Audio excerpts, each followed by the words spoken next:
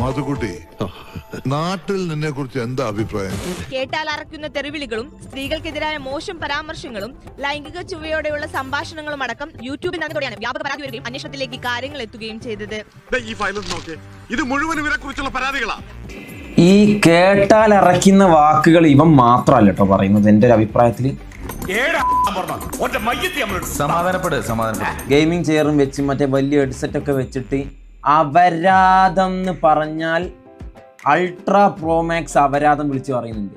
നമ്മളെയാണല്ലോ മച്ചമ്പി. ഞാനും പിന്നെ തെറിയൊക്കെ നിർത്തില്ല ലൈവില്. 2025 എല്ലാം നിർത്തി. ഇനി ഏത് പരമ നാറിയുടെ വീട്ടിൽ വേണോ എന്നെ ധൈര്യമായിട്ട് കൊണ്ടുപോവാ. ഒരു തെണ്ടി ഞാൻ ഡീസന്റ് അല്ല എന്ന് പറയില്ല. ഓൾറെഡി ഞാൻ അവനോട് പറഞ്ഞു, തെറി വിളിക്കുവാണെങ്കിൽ തെറി വിളിക്കുന്നവരൊന്നും കൂടെ കളിക്കണ്ടെന്ന് പറഞ്ഞിട്ടുണ്ട്. മനസ്സിലായി? അങ്ങനെ ഇപ്പൊ മുന്നോട്ട് പോകുന്നത്. എനിക്ക് ചെയ്യേണ്ടി വന്നു. നമുക്ക് സജസ്റ്റ് ചെയ്യാൻ ആരുമില്ല. ഡിവൈസ് അന്ന് ഏതോ ഒരു കുണ്ണാടെ വീഡിയോ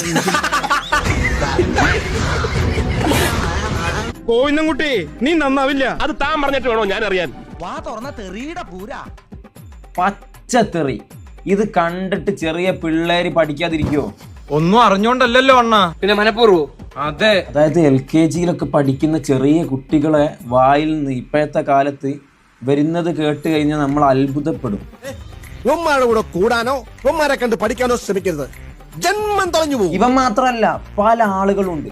ഇവൻ മാത്രമല്ല, ഒരുപാട് ആളുകൾ കേരളത്തിലുണ്ട്. ഇവരെല്ലാത്തിനെയും കൂട്ടണം. കേസായി ഞാൻ കൊടുക്കില്ലേ? ചാണ്ടിച്ചായം കൊടുക്കില്ലേ? ഈ ജോസ് കൊടുക്കില്ലേ? ഞാനോ? നീയും കൊടുക്കും. കേട്ടാൽ അറക്കുന്ന രീതിയിലുള്ള തെറി ഉപയോഗിച്ച് വീഡിയോസുകൾ ചെയ്യുന്ന എല്ലാത്തിനെയും കൂട്ടണം. അത്രയും വേണോടാ? എല്ലാത്തിനും പിടിച്ചകത്തിട്ട് ചന്തിക്കിട്ട് 4 പൊട്ടിക്കണം.